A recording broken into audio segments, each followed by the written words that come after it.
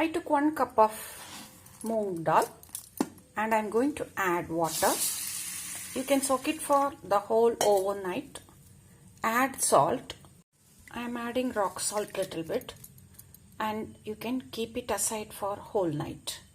After 10 hours, I rinsed it in water well and then spread over a cotton cloth. Let the water get absorbed. Half an hour let us wait and then we can fry.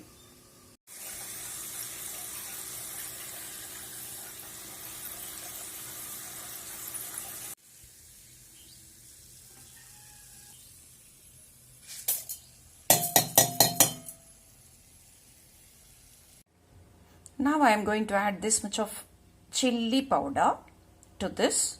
Mix it well with your hand.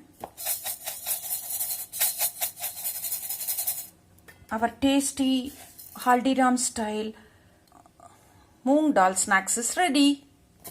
You can also try at home.